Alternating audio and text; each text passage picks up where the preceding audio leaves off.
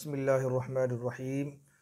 شب برات آنے والی ہے اور آپ حضرات نے بہت سارے بیانات شب برات کے بارے میں سنے ہوں گے۔ بہت سارے لوگوں نے شب برات کی پازیٹیو بیان دیے ہوں گے، بہت سارے لوگوں نے نیگیٹو بیان دیے ہوں گے۔ بہت ساری تحقیقات میں نے کی، کتابیں دیکھی اور بہت ساری ویڈیوز دیکھی۔ ایسے جو باتیں میں نے سمجھی ہیں اس کو میں آپ حضرات کے سامنے پیش کرتا ہوں۔ اس رات کے بارے میں 3 گروہ ہیں۔ ایک گروہ تو بالکل صاف انکار کرتا ہے کہ شب برات بالکل اس کی کوئی اصل نہیں، کوئی حقیقت نہیں۔ ظاہر سی بات ہے، یہ وہ گروہ ہے جو عبادت سے محروم ہے، اور وہ صرف اس وجہ سے کہ اس بارے میں جو احادیث وارد ہوئی ہیں وہ ضعیف ہیں، اس وجہ سے وہ عبادت نہیں کرتے اور دوسروں کو بھی نہ کرنے کی ترغیب دیتے۔ تو ایک گروہ تو وہ ہے۔ دوسرا گروہ وہ ہے جو اس رات میں بہت زیادہ بڑھا چڑھا کر کے عبادات کرتے ہیں، اور وہ باتیں جو نہ حدیث سے ثابت ہیں، نہ ہمارے اکابرین سے ثابت ہیں، نہ ہمارے تابعین تابعین سے ثابت ہیں، لیکن وہ لوگ کرتے ہیں، جیسا کہ قبرستانوں میں چراغاں کرنا، حلوہ بنانا، یا ایسے عقیدے رکھنا جن کا کوئی حدیث سے ثبوت نہیں ہے۔ ایک گروہ وہ ہے جو درمیانی بات کرتا ہے، یعنی اس رات کی فضیلت تو ہے لیکن اس میں کوئی مخصوص عبادت نہیں ہے۔ ایک حدیث میں آتا ہے کہ حضرت اماں عائشہ رضی اللہ عنہ فرماتی ہیں کہ میں ایک مرتبہ سوئی ہوئی تھی اور آپ صلی اللہ علیہ وسلم چپکے سے اٹھے اور باہر کی طرف گئے۔ فرماتی ہیں کہ مجھے تجسس ہوا کہ آپ صلی اللہ علیہ وسلم کہاں تشریف لے گئے، تو میں ان کے پیچھے چلی۔ غالباً ان کا یہ خیال تھا کہ آپ صلی اللہ علیہ وسلم کہیں دوسری ازواج مطہرات کے پاس تو نہیں چلی گئی۔ تو فرماتی ہیں کہ میں جب گئی تو دیکھا کہ آپ صلی اللہ علیہ وسلم قبرستان میں دعا مانگ رہے ہیں، اور جب آپ آنے کے قریب ہوئے تو میں پہلے ہی آ گئی۔ جب آپ صلی اللہ علیہ وسلم کمرے میں داخل ہوئے تو اماں عائشہ رضی اللہ عنہ کی سانس چل رہی تھی۔ فرماتی ہیں کہ آپ نے پوچھا، اے عائشہ، کیا تم یہ سمجھتی ہو کہ اللہ اور اللہ کا رسول تمہارے ساتھ ظلم کرے گا؟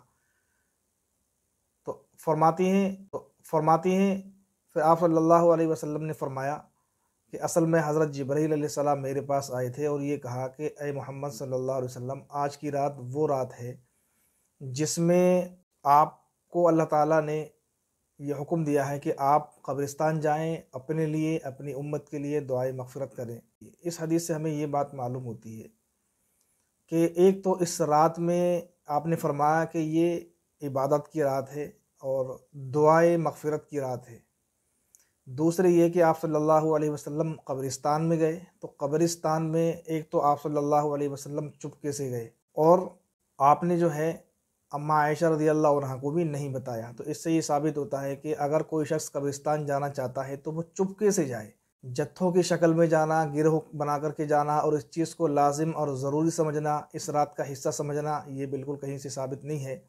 دوسری بات یہ ہمیں سمجھ میں آتی ہے کہ آپ صلی اللہ علیہ وسلم نے صحابہ کو اس کا حکم نہیں دیا، بلکہ آپ صلی اللہ علیہ وسلم خود ہی اس رات میں تشریف لے گئے۔ اس سے یہ معلوم ہوتا ہے کہ اگر کوئی شخص صرف ایک مرتبہ بھی اتباع سنت میں قبرستان چلا جائے تو اس کے لیے وہ کافی ہو جاتا ہے، ہر سال جانے کی ضرورت نہیں ہے۔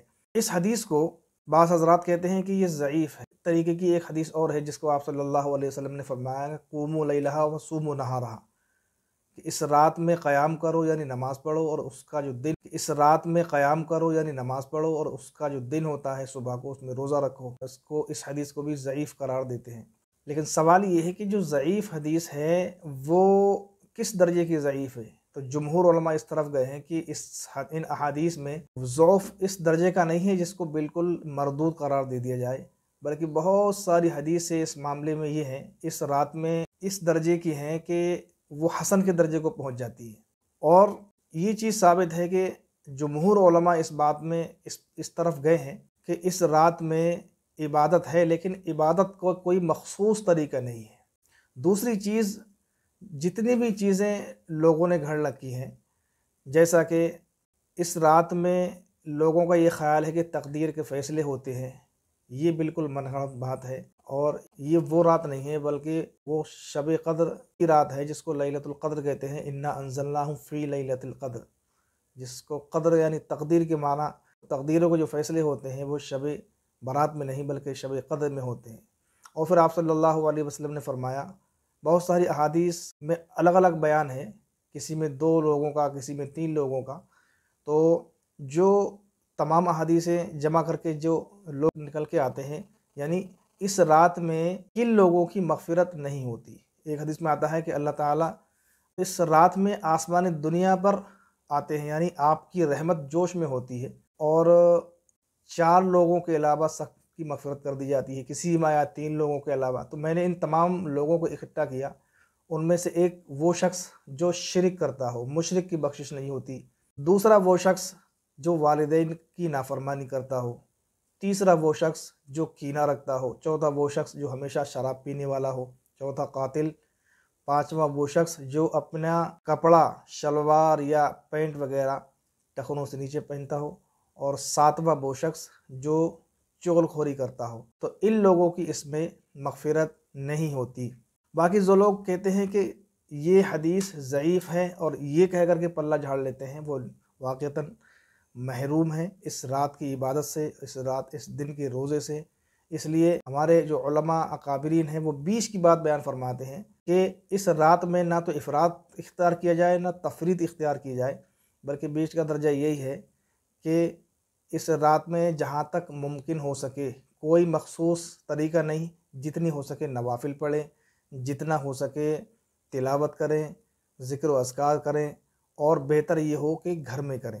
اس کے علاوہ جتنی بھی چیزیں ہیں، بلکہ دارالعلوم دیوبند کے فتاویٰ کے مطابق جن حضرات نے اس رات میں حلوے بنائے ہیں، یہ بناتے ہیں یا اس رات کو چراغا کرتے ہیں، وہ شیعوں کی مشابہت کرتے ہیں کہ شیعوں کا عقیدہ یہ ہے کہ اس رات میں جو ان کے جو امام غائب صاحب ہیں وہ آئیں گے، تو ان کی مشابہت اختیار کرتے ہوئے بعض سنی بھی ان کاموں کو کرتے ہیں۔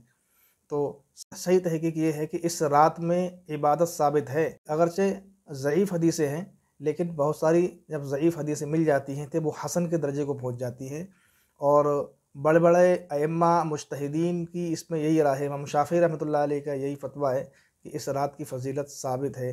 تو خلاصہ میری بات کا یہ نکلا کہ اس رات کا بالکل انکار کر دینا کوئی فضیلت نہیں ہے، یہ بھی صحیح نہیں ہے، اور اس رات میں بہت زیادہ بڑھ چڑھ کے اس کو سیلیبریٹ کرنا، اس کو عید کے طور پر منانا، نئے کپڑے پہننا، قبرستان جتوں کی شکل میں جانا، یا پٹاخے چھوڑنا، یا چراغا کرنا، یہ سب وہ امور ہیں جو کہیں کسی حدیث سے ثابت نہیں ہے۔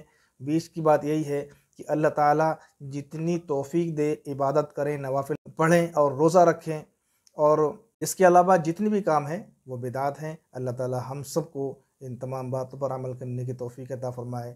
ضعیف حدیث کیا ہوتی ہے اور حسن، صحیح لذاتہ، صحیح لغیرہ کون سی قسمیں ہوتی ہیں، اس کے بارے میں انشاءاللہ ایک ویڈیو اور بناؤں گا۔ اللہ تعالیٰ تمام لوگوں کو ان تمام باتوں پر عمل کرنے کی توفیق عطا فرمائے۔